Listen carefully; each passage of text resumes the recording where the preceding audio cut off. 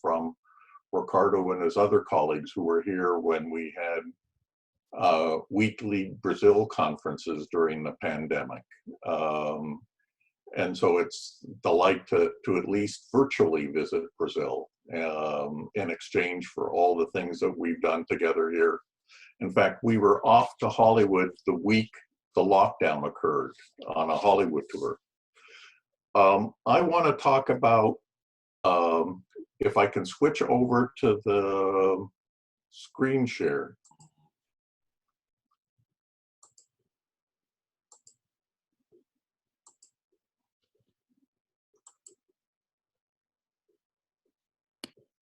Okay.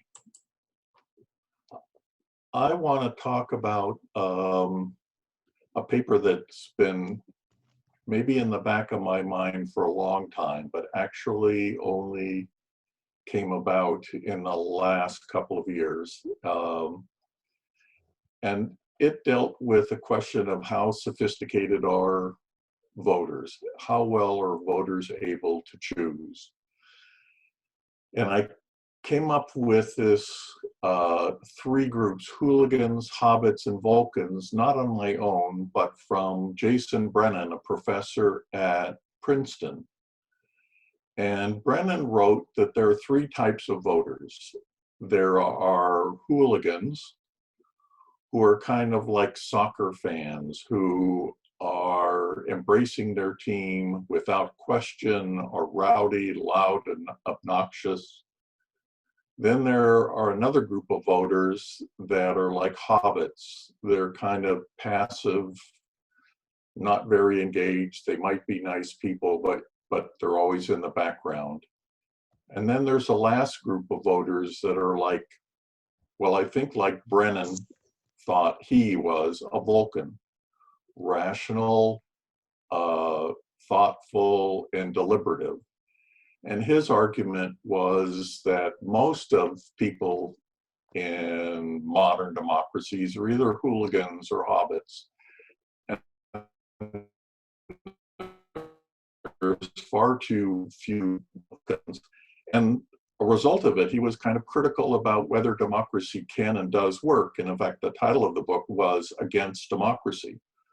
So I hope some of you think that that's kind of an extreme view, but might ask, where did Brennan come to this view? And the answer was, he read political science. This is probably the classic work in American public opinion, the American voter. So you can read it. The electorate is almost completely unable to judge the rationality of government. They don't know very much. They're not able to appraise goals. They don't know how to secure those goals. That has been the kind of general sense of voters in established democracies for the last 50 years or more. And current research, the American Voter Revisited, or Converse's own subsequent works, or Aikens and Bartel's recent book, all come up with this image of the voters as a bunch of hooligans and hobbits, and very few people who are politically sophisticated. And therefore, the quality of democracy suffers. Well, let me switch back for a second so I can talk as me. I think this is kind of a central question we're all dealing with right now, because the election of Donald Trump, the rise of populist parties in Europe, the kind of angst of a whole variety of nations, and whether this is the kind of collapse of democracy. Não, e a decoração da casa dele.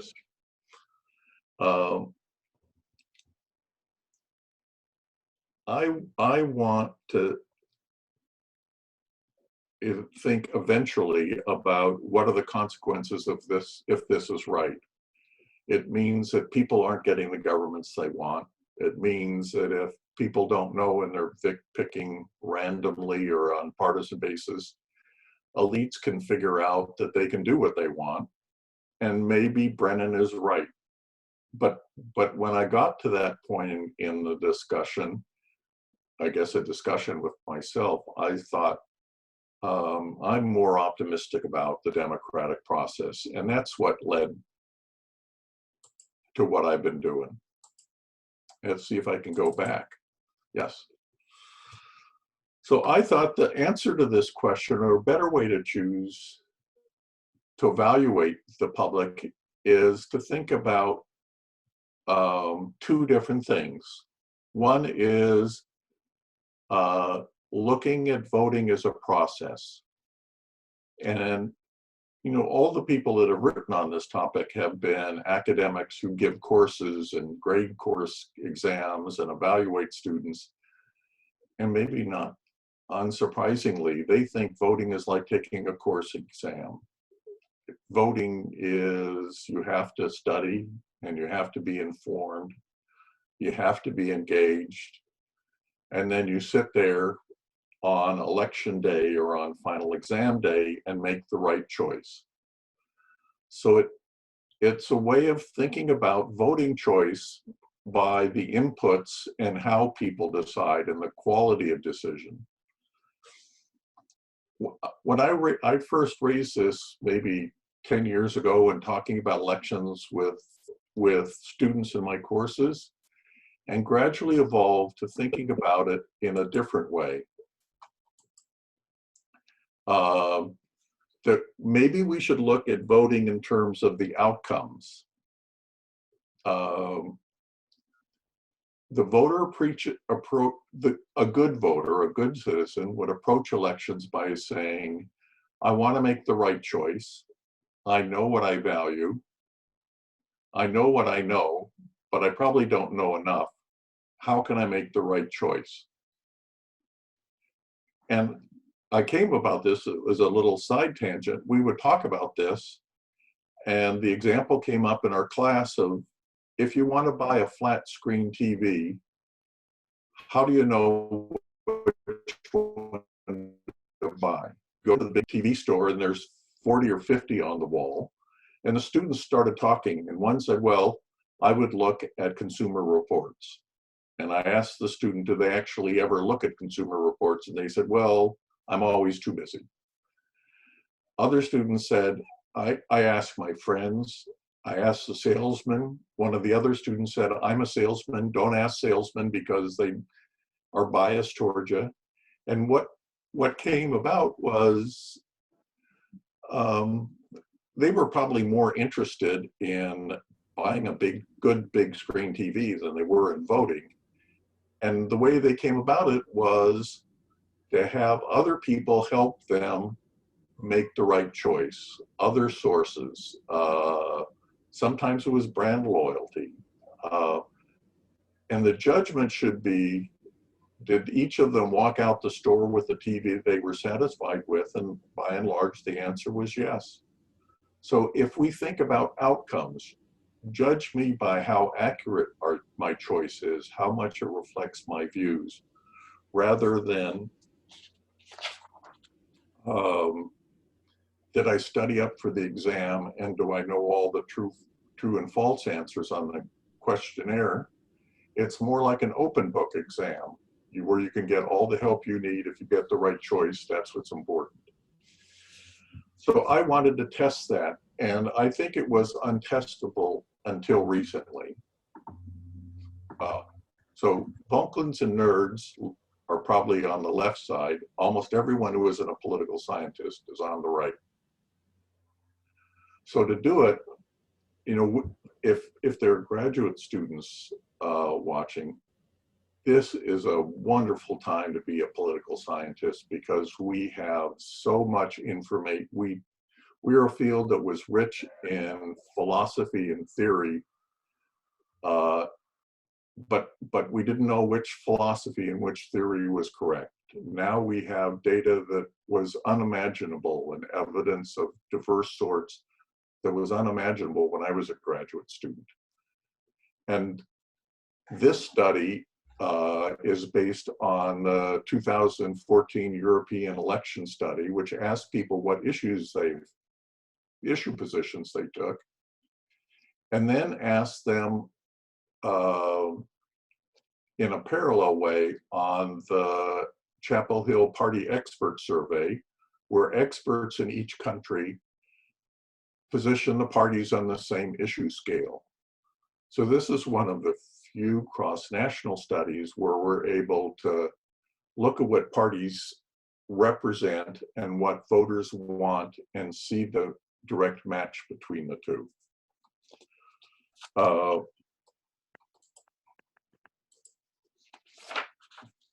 And I'll use one example to illustrate this in a minute, but the basic question is, if we took German voters, for example, how accurately do voters for Angela Merkel's German Christian Democratic Union match their party positions? Are they really just doing it out of rote memory?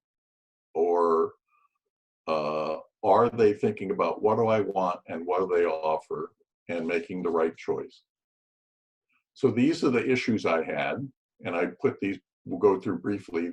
There's really two kinds of issues out in structuring European party systems. One are cultural issues of things like same-sex marriage, privacy rights, immigration policy. I think gender equality would be in there, probably environment if asked in a different way. And then the other dimension of issues is economic, the kind of traditional welfare state issues of the government's role in the economy and providing service, the social services. What I was able to do is position every party in the Western European cases in a two-dimensional issue space and put every voter in Western Europe in this same space. And I'm not saying that this applies for every election and every country, but I picked all of Western Europe because here we have the kind of societies that Converse, Campbell, Miller, Stokes, Bartels, Aikens et al. Have been talking about as not functioning.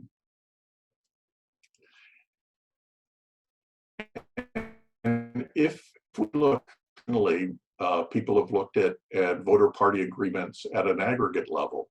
So this gives you a sense, these are all the voters in their liberal conservative positions on the x-axis and all the parties on the liberal conservative continuum on the y-axis. And you see there's a pretty good fit. I mean, for social science, it's a very good fit. But maybe this comes because the VULCANs are right and everybody else is random measurement error. Right? We know this from lots of studies that have been able to compare on left-right, that the aggregate fit is pretty good. Interesting, perhaps to you all, is that the biggest deviations come from far-right parties on cultural issues. Parties at the far left and far right tend to overrepresent or exaggerate the positions of their supporters. Their supporters are more moderate than the parties are. So that if you look at the far right populist parties in Europe, they're all down here in the bottom, but their voters, so they're way down here if you look across at where the party is, but the voters are halfway or close to the middle of the continuum, or at least more moderate. But what I wanted to do is say, what happened at the individual level? And this is an example. If we take Merkel's CDU and took that figure I just had, that black diamond in the middle is where voters or experts place the party. Those orange dots are where all the 300 and some people in the survey who voted for the CDU position themselves. And on average, most people who vote for the party are within one standard deviation. They're relatively close. But if we go back to the process part, if voters are really dumb, the hooligans and the hobbits are these people out here, and the Vulcans are those people in here. And that's the core question that I have. So how do you measure hooligans and hobbits? Well, I started with a bunch of traits that the literature discusses.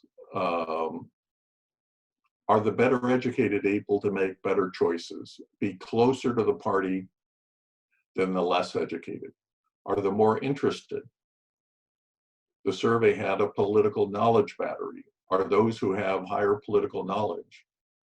Are those who discuss politics more?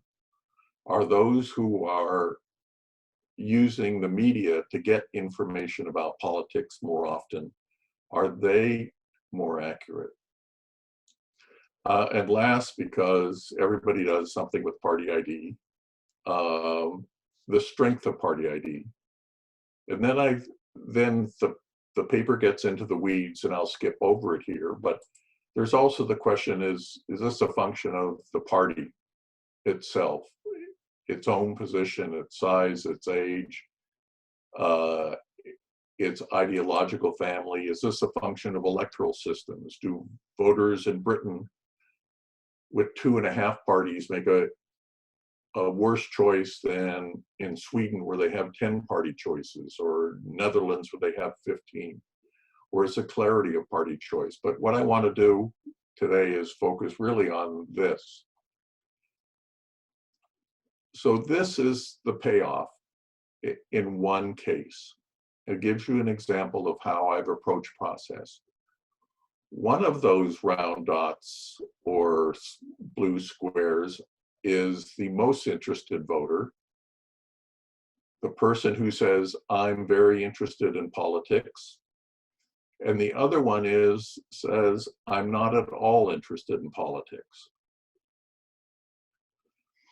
Now, I didn't label them because that would kind of spoil the surprise of which is which. But I think the real answer is, if you look, it looks like two clouds superimposed on one another. It's hard to know who is the Vulcans and who are the hooligans and hobbits. And actually, the Vulcans are the orange. So you get more that's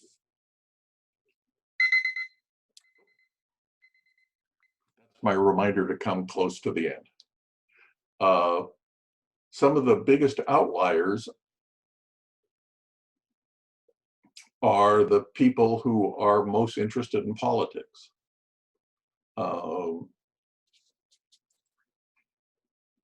And here's an example in detail of political interest. The low interest have a slightly larger difference between themselves and the party across all of Western Europe than the very high interested, but none of these differences are really statistically significant. And it's the same on the cultural dimension. Maybe a little bit longer or larger difference. But if you're used to publishing in political science, you never get negative results published, because negative results mean there's nothing there. This, I think, will be the one and only piece I publish where the results are so small that on any other thing I would tell students to go back and pick another topic. So again, most voters are within a standard deviation of their party. Some are a little more, some are a little less, but they're all pretty close. But it doesn't seem a function of political interest. And if you look at all the things I talked about, the average correlation is 0.05. These things decrease the gap between the individual voter and their chosen party, but the differences are almost trivial. They would only be statistically significant because I have 10,000 cases. So it's hard for me to believe that democracy is in crisis because the less sophisticated voters are making bad choices when the differences are so small. What turns out to be the case, and again, I'll pass over so we'll have time to talk, is that the bigger differences are a function of what kind of party you're voting for. There's a much bigger gap between extreme parties and their voters. You know, these are people who are frustrated often in Europe that they're being not listened to. And the only people that claim to listen to them are extreme parties.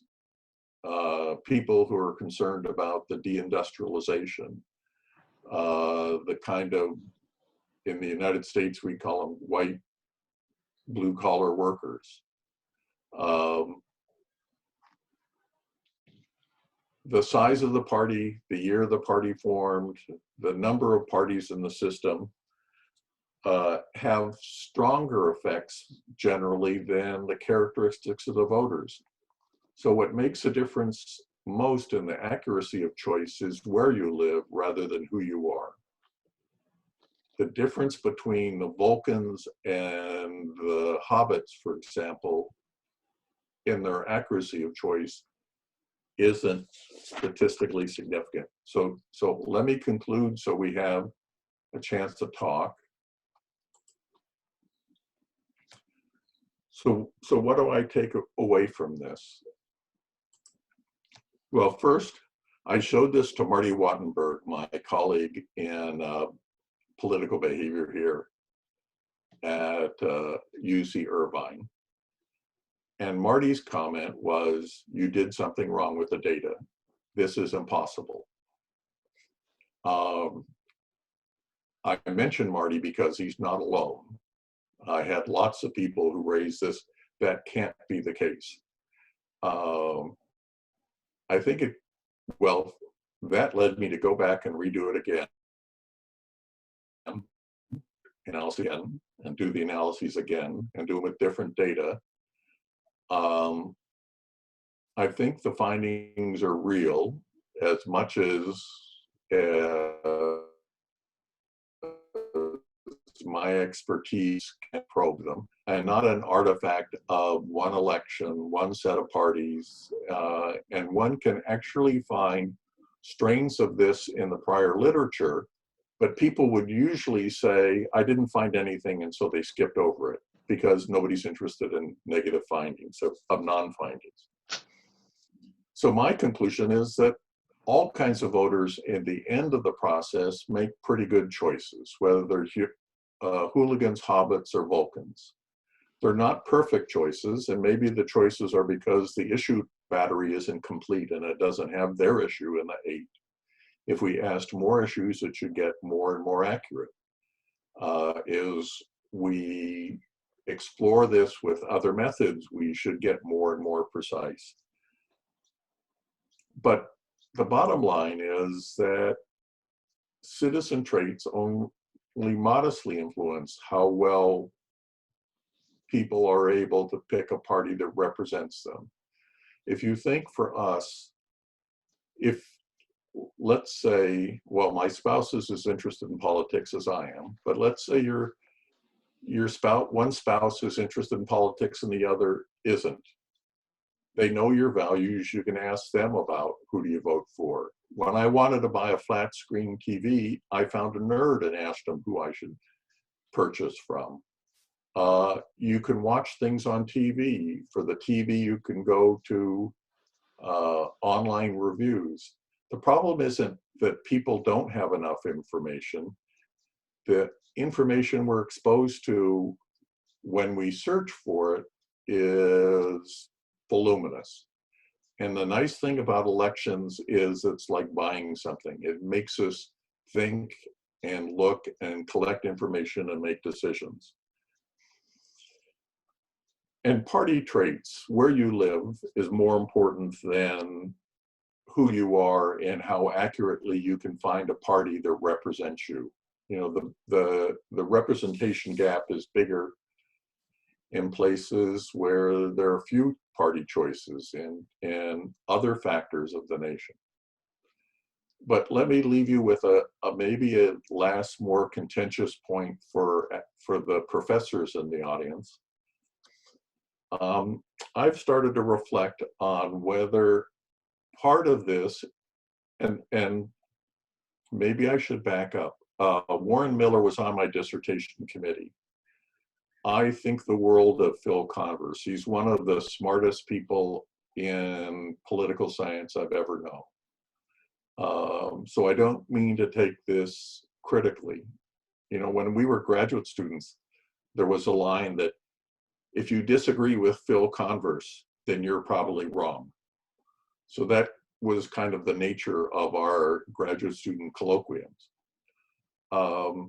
But I wonder if academic elitism shapes our own views of citizens.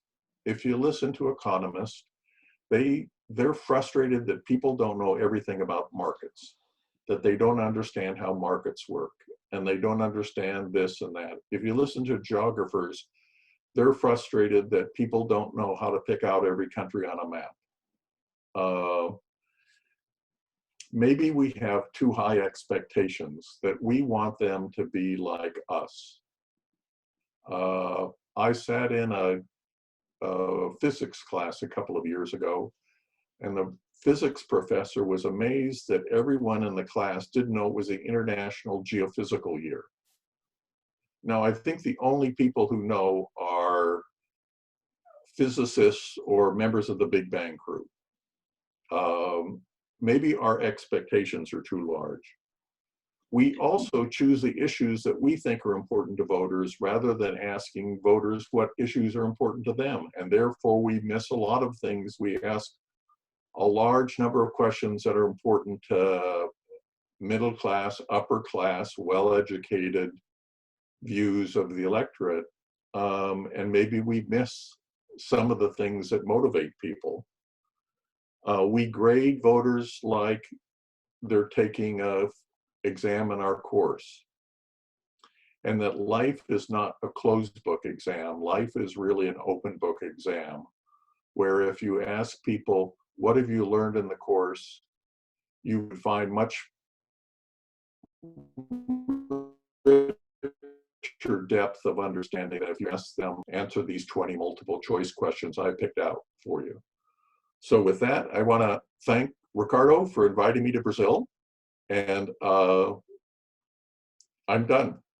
I'm open to Q&A.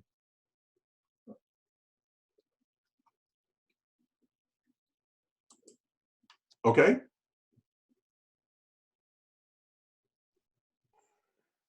So thank you for your presentation. I don't know what, Leonardo, would you like to lead the Q&A section? Yeah, I have a question. If I may. And I'll be taking notes in the chat. So whoever wants to ask a question, please just write down your name, and I'll be calling in the list of people to ask. Thank you again. Professor Dalton, as I was listening to your presentation, I had the feeling that you almost dismissed all the theories on the crisis of democracy in your presentation. For instance, if we take Levitsky and Ziblatt book, How the Democracies Die, the whole idea is you need gatekeeping in order to leave the less sophisticated voters or to avoid that less sophisticated voters would influence electoral results. Or if you take the recent Adam Jaworski's book, the argument is basically if the economy is not doing well, you have pressures upon the political system, and political system is unable to deal with it. So the question would be, which kind of building blocks of an alternative theory on the crisis of democracy can we use your empirical data to build? That's an excellent question. I think there is a built-in bias in academia or the media in general that bad news sells. The crisis of democracy literature has become to me somewhat like, well, again, I don't want to apply it to all countries, but when they apply it to Western Europe or the United States, I think it's a little bit like do you have this story in Brazil about Chicken Little claiming the sky was falling? Is that? No. So there's a story that Chicken Little would go out and he wouldn't do his chores and we'd run back and he would claim the sky is falling and the sky is falling. And so eventually the people in the town didn't believe him anymore. And one day when the sky fell, he came in and said the sky is falling, and they didn't believe him because he kept saying it over and over again. I'm kind of skeptical about a lot of the literature on the crisis of democracy and established democracies because I think it's people exaggerating the negative rather than looking at it in a more balanced way. And for example, is the crisis the voters? And they're likely to use that because they don't want to blame other elites. But what I've just argued is that voters aren't so much of a problem. They follow cues and they make reasonable choices. And the 2014 election was right after this big economic collapse and the euro crisis and all of that in Europe. If they had wrote a book saying democracy has a really bad cold and this is how we can fix it, or democracy has a very bad disease and this is how we could fix it, they wouldn't sell 50,000 books. So I think a lot of this, the Foa Monk's book especially, the Zeblatt book is another one, where they're, in my view, typically alarmist, and the focus on the voters. You know, you gave the example. Brennan suggests that we ought to have competency tests for voters, that some voters ought to get multiple ballots and go back to the British system where you have a university degree, you get an extra ballot. If I was to say, what's the crisis of democracy? What's the real challenge? I think it isn't the public as much as it is political elites. You know, how did Trump get into office? It was Republican partisans viewing their own career more important than the health of the republic. How has Trump been so successful in office? It's been members of the Senate and the House thinking about what is best for their career than best for the republic. And so, you know, through all of this, even before this happened, I was coming to the conclusion that if you took 100 American citizens randomly picked, they would probably solve the log jams we have in Congress with a reasonable outcome. But we have these elite hooligans who only think about their partisan self-interest. So I think, if I don't want to diminish it, but I guess through all of my writings, I've been more optimistic about voters than the mainstream. In the current now, I think the elites ought to look in the mirror first before pointing fingers at the general public. There's a wonderful series of ads now on the US election produced by former Republicans that we were talking about that show how members of the Senate flipped positions when Trump came along in order to protect themselves. That's a real problem. Thank you.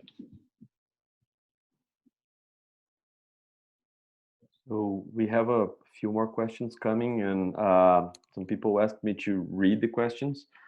So Mateus Ferreira sent you this question. Thinking about the context traits, in what extent political polarization reduces the representation gap? In polarized elections, some issues become more salient to the public opinion. In this context, politicians make clear to the electorate their opinion regarding some issues, which would guide electoral choices.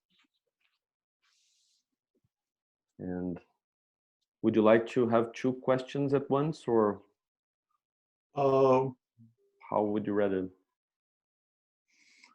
Well,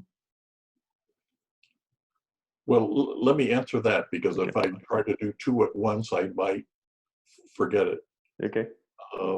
Why I paused for a minute was I was trying to think that I actually looked in the paper at polarization, but I don't have enough time to look it up. There's a concern about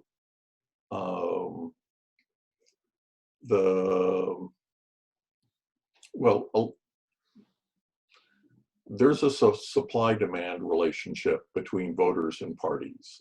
Voters are making demands and the parties provide a supply.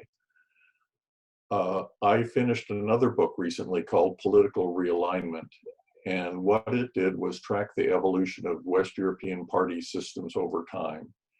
And what happened was basically parties started to converge in a common position.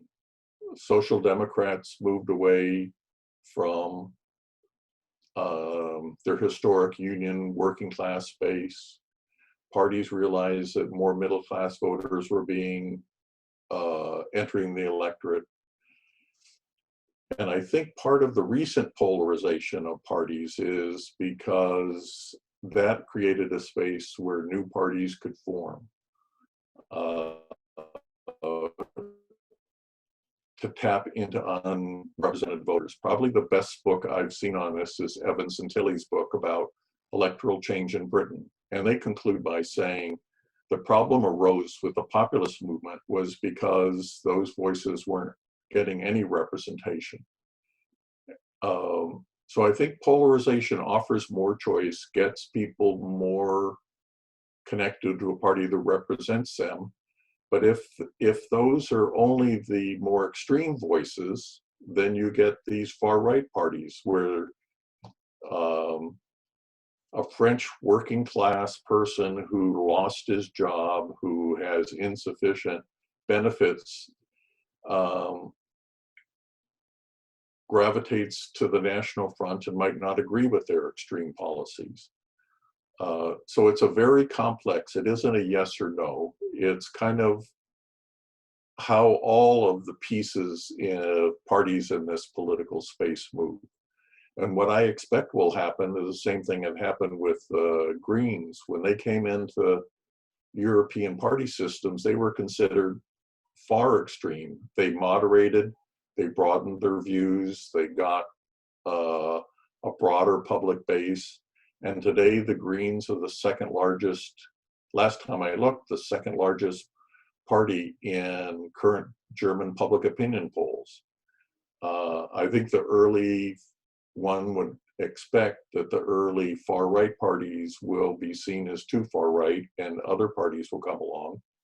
And there'll be reinvigorated far-left parties that represent unrepresented constituencies. So it's like a two-dimensional process. It's very hard to make a single answer. But good point to raise.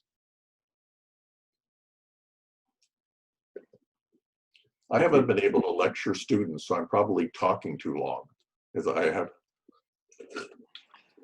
been sitting here in my study. Next question is by Naila Lopez. Would you like me to read, Naila? So, I can read if you want to. okay, go ahead. Hi. Thank you. Hi, Professor Dalton. Nice to meet you. So thank you for the presentation. And my first question is about this proximity amongst most and least sophisticated in their choices, in their outcomes. And my question is that, do you think that this can be related to the role of the most sophisticated as opinion leaders in their social groups, in their little social groups, maybe? Because since the most sophisticated are distributed rather than clustered around the correct position of party, so maybe they can influence the less sophisticated. I think so. So, what do you think about that? It's possible. What I was worried, so the paper actually just got accepted by the journal Comparative Political Studies a week or two ago, and all through the reviews, I was worried that some reviewer was going to say, well, what you have to do is show where they're getting this information. What you suggested is one possibility, you know, that they, like I did when I asked the nerd friend I had what TV to buy. It also is interpersonal networks. It's a variety of other sources that people can use. Facebook friends, social groups they belong to, etc. I don't think it's I think it's a lot of things rather than any one thing that could easily be tested. Media cues, what newspapers you listen to or television stations you listen to. So I think I would have a hard time showing how they make the decisions and where they got the information. But if you think about opinion leaders, if we know that that's strongly related to education. But societies are becoming so stratified. How do people who live in communities without a lot of better educated people amongst them? So we have middle-class suburbs and working class and poor areas. How do the opinion leaders work there? And I think it becomes this long, diffuse process. Also, in some things, it might be routine. So I always took offense when people talked about how less sophisticated voters in the United States couldn't make good choices. And that was often strongly linked to race in the United States. And you know, there was very little doubt that Black people knew that the Democratic Party was better for them than the Republican Party. And they didn't have to pass a PhD exam to reach that. How did they get there? Well, they have lots of people telling them lots of things lots of the time. So instead of like, I don't know if Ricardo ever saw the Los Angeles River when he came to LA. The Los Angeles River is 3 walls of concrete, and it's very easy to see where water gets from here to there. This is a process that's more like going through a swamp. The river gets and it follows different currents, and you know where it's gonna end up. But I think it's really hard to track those currents. So I think we can come up with a checklist, but testing it is going to be at the next challenge, and that's really, really hard. Well, that's what graduate students are for, right? To do the next challenge. Okay, Gustavo is the next question. Hi, everybody. Hi, Professor. I'm Gustavo. I'm a PhD candidate here in UFMG. And I'd like to hear you about the multiple democratic linkage types. I'm thinking this way. Don't you think that maybe only focusing on the issue position, you are disregarding another types of linkage, like clientelism, like charismatic types, and I think especially people who vote. Let me give you an example. People who voted for Obama and then in the Trump election voted for Trump based on his capacity to solve their problems, solve their economic problems. Don't you think disregarding this kind of linkage maybe cause some kind of bias into your findings and your analysis? I'd like to hear about the different types of linkage. Thank you. I basically would agree with you that, well, it varies. You know, when we're talking about Europe and parliamentary systems, the effects of candidate images are much weaker, but they're still there. You know, Merkel gets an advantage. Macron gets an advantage for his party because of his personal charisma. That what you suggested is probably most viable in presidential systems where the direct presidential election or the visibility of a president makes the most impact. Although even there, I think it gets embedded within issues. So in the 2016 election, there was a group of scholars who coded the candidate positions in the election, kind of like the model that I just showed for parties in Europe. And they had Trump as being a centrist on the economy. And when that was shown to a lot of people I know, they said that isn't possibly the case. And I think what it was Trump was projecting one thing that turned out not to be true. It was kind of a classic bait and switch. He was very charismatic. He said a lot of good things. And then as soon as he got elected, he did the opposite. If it was the charisma, then those people should stay with him. But I think his difficulty now is because people see the policies that have deviated from the campaign. So what would be really neat is to take your example and then see if there was a way to work in candidate appeals into the model and how much that impacts it.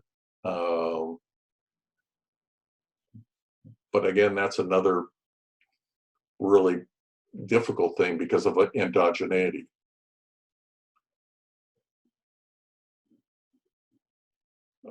Another good thing for a graduate student. Okay, next. Okay, so next question is by Pedro Henrique Marques, and he sent a written question. If polarization helps to narrow down the gap between voters and parties, when does polarization get to bring negative effects? Is there a threshold?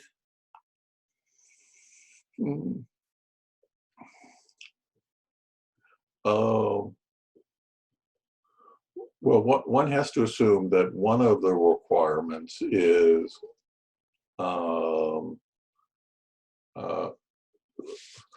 I don't know why, maybe I'm in a German mood today, or my examples are following from German. Germans have a requirement that parties have to agree by the democratic rules of the game to compete. And so they literally, every election, are throwing out minor parties, not allowing them to compete because their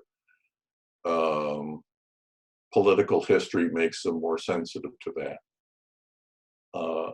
I think that's the obvious threshold, but parties can come right up to the boundary. If, I guess I would lean towards, it isn't good that you have extreme parties that are exaggerating positions. But this might be a case where the solution is worse than the problem, because if they're really extreme, they should get small support. If they're undemocratic and they still get large support, then it suggests the problem is more systemic than the party itself. This is why I didn't deal with Eastern Europe and the analyses I did, because one, the issues were different, and two, I don't think they have a deep enough depth of democracy in all of the nations in Eastern Europe to have worked through these kinds of underlying questions. But it would provide a nice test case, and I was thinking actually of what would it be if you did the same thing in Hungary or Poland or a number of East European cases, where you have politicians, if not parties, who are pursuing really autocratic, anti-democratic policies. Is that with a voter base, or is that the failure of elites that I mentioned earlier on? The politicians grab on a dissatisfaction and then exploit it to their self-interest. I should write these things down. These are great research projects. Okay, next question was sent by Gregorio, and he sent a couple of questions. Are there any cleavages that influence more hobbits to vote? And do cultural cleavages increase the participation of hobbits?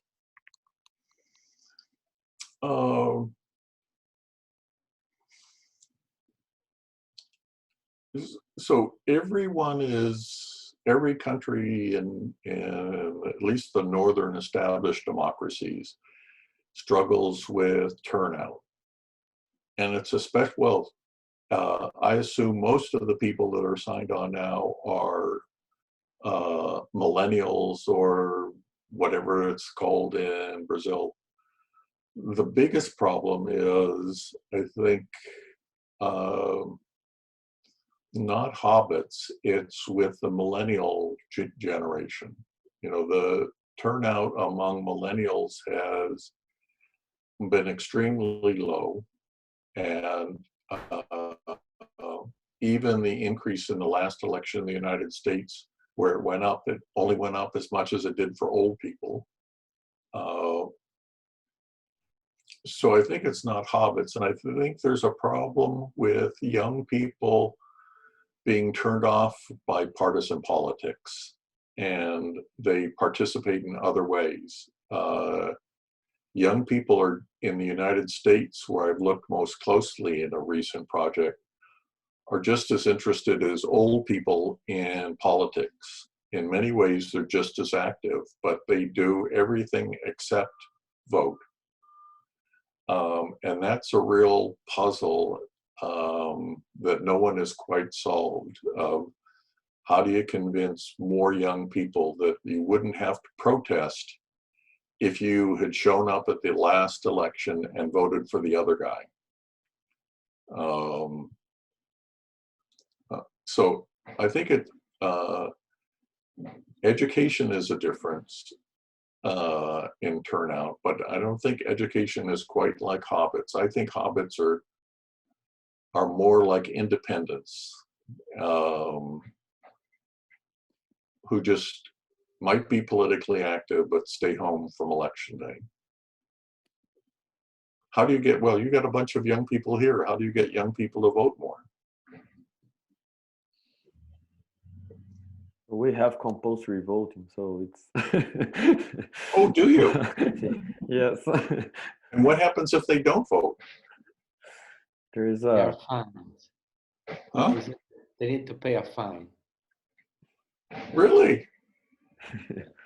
And so young people all turn out to vote? Yeah, pretty much. Well, Depends. on election day, you can justify through the mail. So if you don't have the money to pay later, you can still evade. but still you need to go to the post office and spend an hour there. So better to go and vote. My colleague Marty Wattenberg has suggested compulsory voting is the only solution. But then I hear stories. So what I hear stories is in other cases where there's compulsory voting, there's a significant number of people who write obscenities on the ballot and then mail it in. So they are registered as voting, but they still don't vote. Yeah. It's not a Brazilian thing. It used to be. Right now it's electronic voting, so you cannot write anything. Oh, this is really interesting. See, I keep learning more about Brazil, Ricardo. And how do they avoid voter fraud? This is a long discussion, and I was part of the UCI debate on the electronic systems, but this is a broad discussion on security and how the electronic voting works. But there are debates, for instance, about the possibility of receiving a receipt on your vote, things that have been discussed in the US as well. But currently there's an electronic system supposed to be safe, and some questions and challenges about it are part of the elections and the contestation of elections as well. So we have to invite you back to Irvine to give a talk. There are experts on that, I'm sure. But next question is by Giovanna, and she would like to ask you the question directly. Okay. Hello there, my name is Giovanna. I am an undergraduate senior student and I'm studying public management.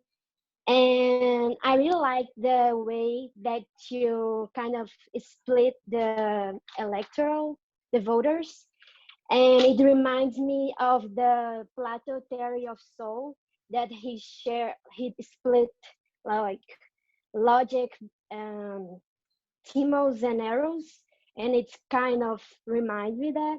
And my question is about how can we balance, or what is the best way to balance the academic information and help the voters to make the best option and to make the best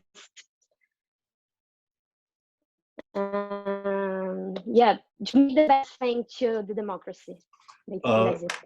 It's always the moving target. If I think maybe Leonardo is old enough to remember back in the really old days when we were younger people about how much information we had. Now it seems like there's this huge abundance of information. But with it comes new challenges. So one of the biggest problems recently has been we viewed social media as a great source. And then we've seen social media has been exploited. Now social media is adjusting, and there'll be some other kind of challenge. It's a kind of constant battle to get good quality information as opposed to any information. You know, I had a close relative who listened to Fox News and would have a completely different view of the world. So how do we break through these increasing media bubbles is a challenge. A lot of the things that I see now are starting to respond to it. So having fact checks. I don't know if it's the same in the United States, but Google News has a system of when they give you news from two sources rather than one. I remember a time when it was hard to get one source. Now we get 1 million. And I don't know if you should say publicly as an academic, but when I see two stories and one is from Fox, I sometimes click on it just to see what the other side says. So I think we live in a rich environment. The thing we probably have to do now is keep educating people how to make better choices. You know, it's kind of like spam and other things on the internet. You have to keep people aware and use it for good rather than get carried away. You probably don't watch, it's Giovanna. So do you Yes. watch television news? I do, but it's kind of, I don't like too much because there's too much violence, and it kind of bothers me a little bit how they present the information. So it's better when I go online and I do my own research, and You're just like your generation. I was amazed when I will talk to our sons that they know anything about politics, and they're very well informed, but neither one of them watches television news. They all watch stuff online. One of them doesn't even have a television service because they watch everything online. So this is the brand new world of how do you get information from so many different sources and separate out the wheat from the chaff. You know, Facebook has been a bad influence on this up until recently. mhm. Good question. Thank you so much. I had missed one of the persons who wanted to say something about compulsory voting. So Natalia Aguiar wants to make a few comments because that's her specific agenda.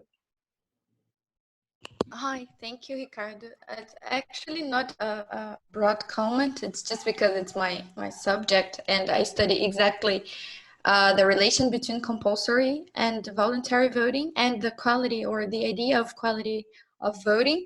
And one of the main arguments against compulsory voting is precisely because it is considered to bring uninterested and uninformed people to the polls. Professor Brennan is one of the main critics of compulsory voting, but usually the comparison is between the US and countries like Brazil and many others in Latin America, because it's very widespread here, compulsory voting. But when it comes to Australia or Belgium, for example, where the party system is quite different, many of these arguments change a lot. So, well, opinion, it reveals a lot of this elitism you were talking about before. So actually, I was thinking about contextual features, institutional features that could make it stronger, that problem of voting or participating. But it seems to be that political science accepts very easily, maybe too easily, this idea that it would be better if an elite voted more, and because they will vote better, let's say, instead of making everybody vote. If everybody votes is not quite good. There are some researchers on the ideological distance between electors, voluntary electors and involuntary electors, and it appears to be the case that if voting were not mandatory here, we would be voting better.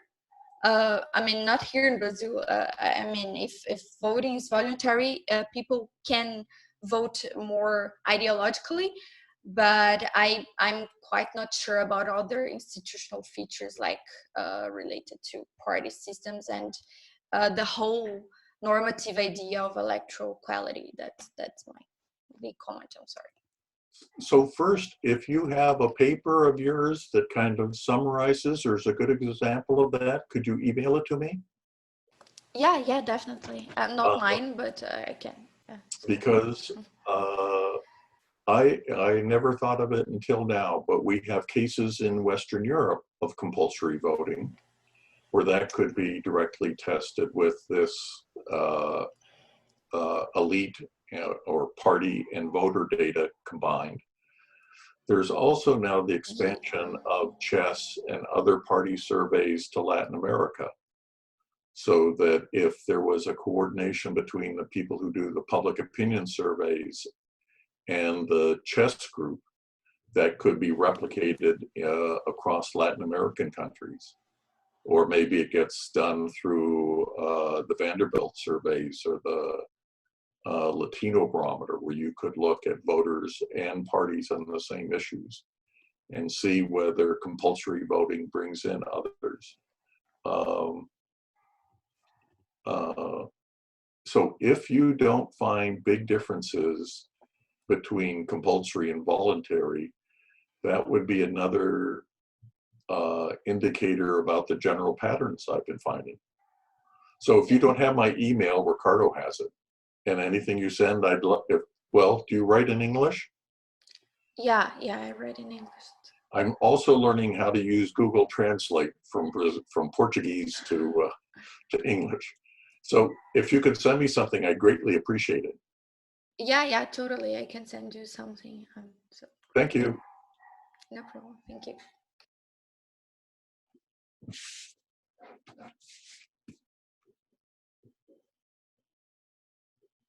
Sorry, I was speaking with the microphone. So we have a couple more questions if you're not too tired.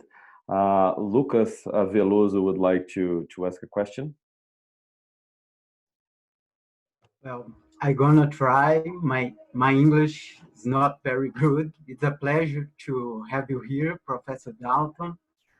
And I like to ask one question about the ideal types that you used in your research by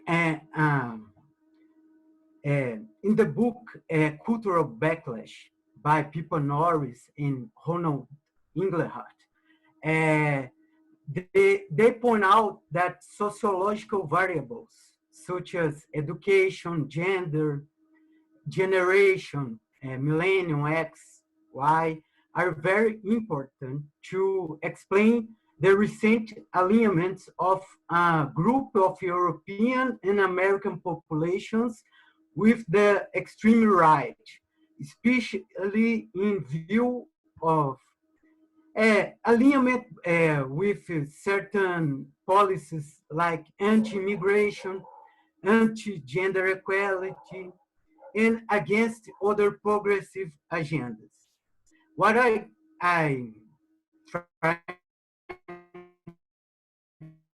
to ask you, sorry, if you consider that the production of greater differentiations or gradations in the ideal types of your research, like gender, ethnicity, education, they, among others, they probably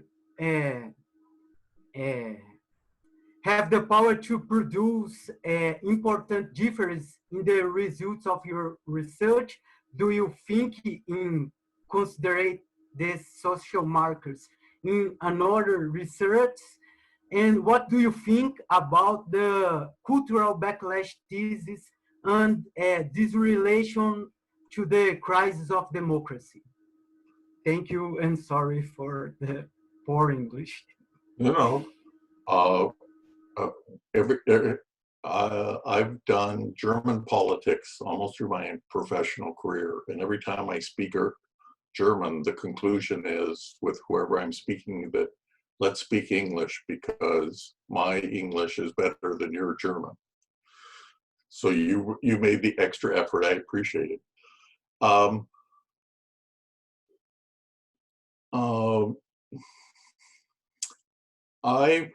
I think, well, so I'll send Roberto, do you know Lucas? Or Ricardo, do you know Lucas? No, which Lucas? Who just asked the question. Oh, yes, of course. I know him. I thought you were mentioning someone else, another Lucas. Yes. Very well-known student. Part of my research group as well. Ricardo, did I give you a copy of A Political Realignment? No, you gave me the Citizen Revisited. Oh, because that had cross-national data. So back, well, this is going to make me feel old. Back in 1984, we had a conference in Tallahassee and invited people to talk about electoral change in the 80s, because there was the same period of tumult going on, except it was tumult from the emergence of green parties in Europe and progressive parties in Europe. And I remember the New York Times calling the German Greens, they were essentially Nazis in green shirts. Engelhardt wrote what I think was a seminal piece, or a seminal idea then, that what was happening was an emergence of a new cleavage of cultural tensions or social tensions. And the Greens represented the liberal end of that continuum. That was based on data from around 1980. And I think what the Engelhardt Norris book shows is the end of that evolution, that the emergence of a culturally progressive movement like the Greens reshaped partisan politics in Europe more broadly. But that left a void at the other end that the populist right is now filling. And that's why I talked about it as a pairing of will the populist right follow the same pattern as the Greens? You know, the Greens broadened their views, became more moderate. They started acting in government.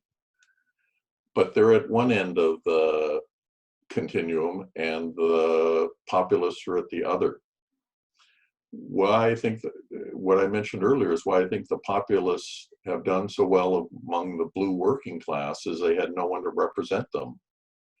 If you watched, and again, this might be very different in Brazil or Latin America, but if you watch in the United States and in Europe generally, labor unions decreased in size, blue collar workers decreased in numbers, labor unions became middle class labor unions, and the Democratic Party in the United States in large part started forgetting about what used to be their core constituency of blue collar workers. Same thing happened in Europe. The social democratic parties started catering for middle class voters, otherwise they thought the Greens would get them. In the United States, it didn't generate a crisis of democracy for reasons I don't understand, but we were losing 60,000 people a year through opioid deaths. And a large part of that was tied to deindustrialization, the closing of steel mills, the closing of manufacturing. There's a wonderful literature about how this kind of lost part of society was struggling, and the people in Washington didn't pay attention. Those people weren't voting, they didn't have influence, they didn't have money, they didn't have clout. So the 60,000 a year was more than we lost in the entire Vietnam War. And yet this would happen year after year after year in the United States. When you would visit the Midwest, everyone had a story about someone they knew who was let off of a steel mill job and didn't have a job anymore and couldn't move and didn't have that. I think that's what populism tapped into. They were forgotten and there were legitimate interests.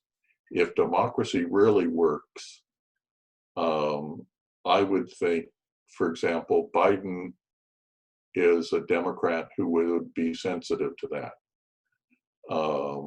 There's a model for addressing it without being radical.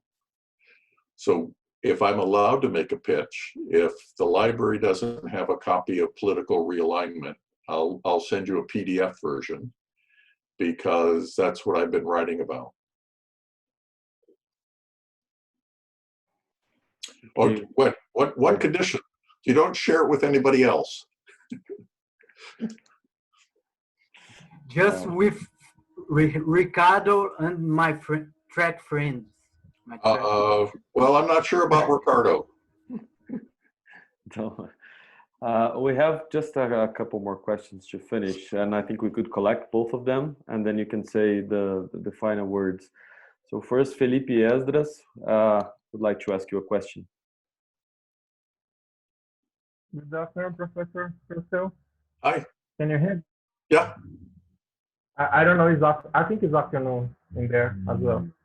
My question, I don't think that my question is really connected with the presentation that you had for us today, but I was quite of interesting about your biography, and I know that you are also research of the pop culture, and I like it's not actual pop culture, but in the book that the Lucas has said before. Anyway, I was trying to make a connection between, because I was very caught by the movie that I watched called Queen and Slim. I don't know if you have watched it, because in your biography you brought for us some reference about movies that you like. And in this movie, you have like for me, the environment was created in the same way that the process of the Black Mirror happened. And my question, I think you can pitch as well, is just because I want to know that you think nowadays, because of the millennials, of the internet, of the connection, the people are get further in the movement and in the way that they are taking politicians' shoes because of the pop culture. That's it. Well, that's a hard question.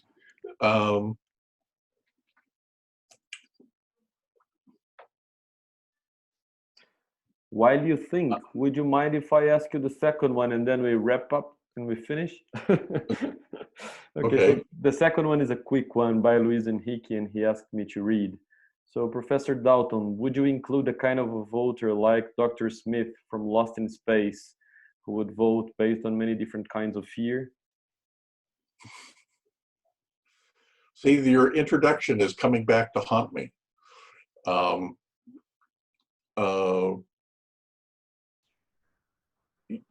I think one of the problems that we have from social media, especially, is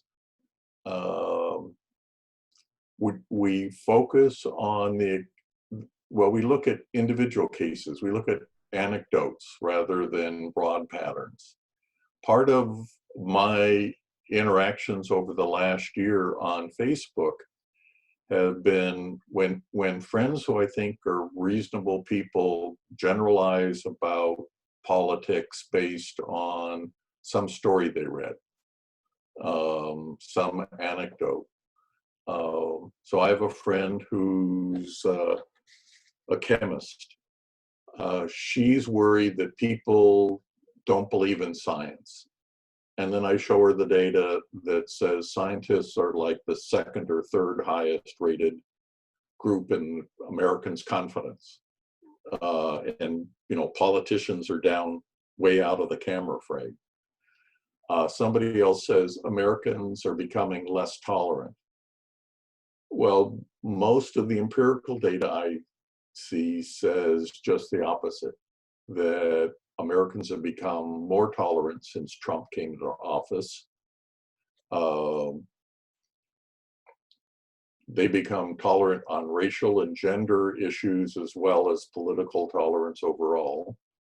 But we focus on the extreme cases. So the Dr. Smiths or the Karen, and I don't know if you have Karen in the mass controversies In Brazil, you know, we look at the one extreme cases and generalize there's lots of people out there.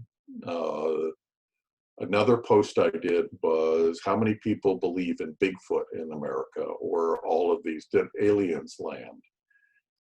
So there's always people who believe strange stuff, but so one of the, I just have more confidence in average people making good judgments about things in their own life. And one of the most interesting innovations that I've seen is really started in Brazil, and I don't know whether Brazilians still like it or not, but it's the citizen panels and citizen assemblies that are now spreading across Europe, that began with the budgeting experiences that Brazil had.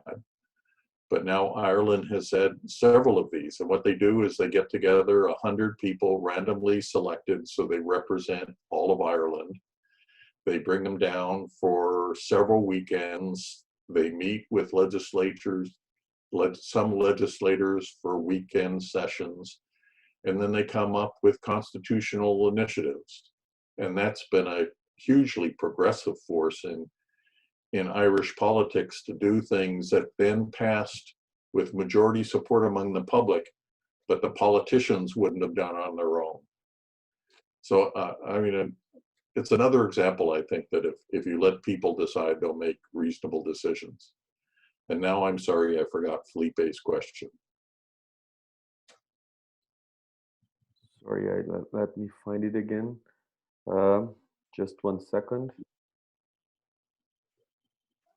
Would you include a kind of a voter like Dr. Smith from Lost in Space? That's the anecdote that I think, the second question. The other question from Felipe Estras that he asked, I now forget. Sorry. And he just went offline, so maybe we lost him. Oh, he's back.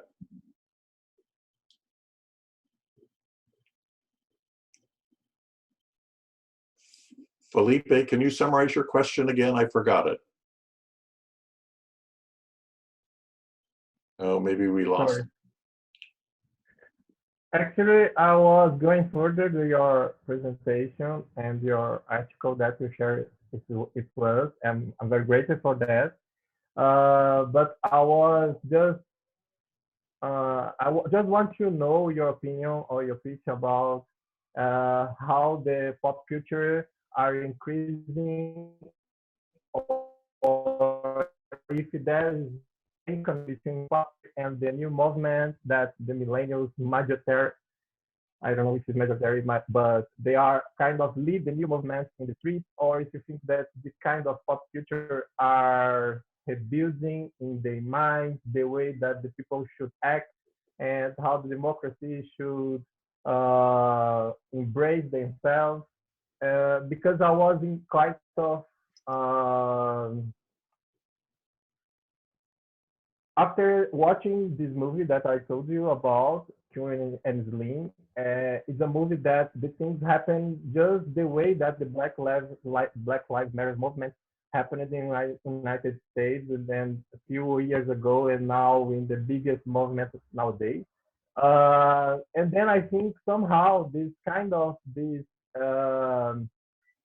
pop culture is in the minds of the millennials, reducing the way that the government should act among us, and should receive our demands and should rethink our citizenship.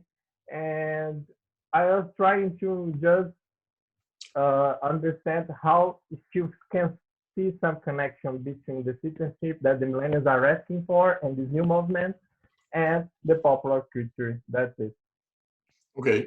Well, I'm sorry to say I didn't see the movie, but that gives me something else to do during the pandemic, is to watch one more movie. It's amazing. I can send the name if you feel like. Sorry, okay. to interrupt you. Send me a link. Well, let me close with a more general comment. One, I mentioned in discussing with Ricardo a second ago, that I have another book that looks at trends in American politics specifically, and I see a public today that is very different than when I grew up. Much more sensitive on gender issues, sensitive on race issues, inclusive and emphasis on diversity. So it is incomplete, but in my lifetime, it's amazing how much change has happened. At the same time, the puzzle is where it's changed the most is where there's the loudest cries for more change. And maybe in order to get change, the forefront has to keep moving, otherwise nothing would change. But if you look at universities, or a better example, since you brought up movies, the movie community in Los Angeles is probably one of the most liberal, progressive occupations in America. And yet they struggle with issues of diversity and inclusion. So it's kind of a paradox. How could a group made up of large percentage of African Americans, Jews, gay people, disproportionate to the population, still struggle? And I think it's because it's an ongoing thing rather than we're there and we're done. But at the same time, the people who probably considered themselves very liberal when I was a young person now probably feel like they're very conservative. So the world has changed a bit, but it means there's still a lot of people who grew up in a different environment. I just finished Joe Biden's biography on him. And I think what was most surprising was there was a quote from him early in his Senate career when he was meeting with constituents. And he was saying,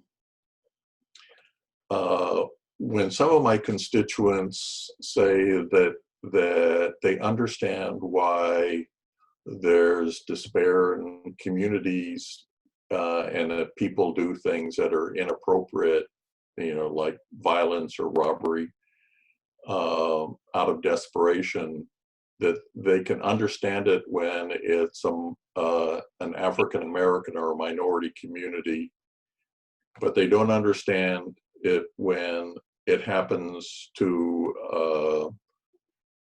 a conservative white Christian community in the South, to realize that both of those groups are a function of their environment. And the environment kind of gives reference to how people think. And the environment has changed so much that the big difference between now and, say, the 60s and the 70s, which I remember in great detail, in the 60s and the 70s, when there was this pressure for tremendous social change, most people were against it. The average middle American. Now I think what is striking when you look at Black Lives Matter, gender change or gender rights in the United States, you look at the polls and there's approval. And it's because the environment has changed so much. It's a really different experience. And when I was a college student during the Vietnam War, and I remember how negative the public was, how much backlash there was, how you're hippies and crazy people.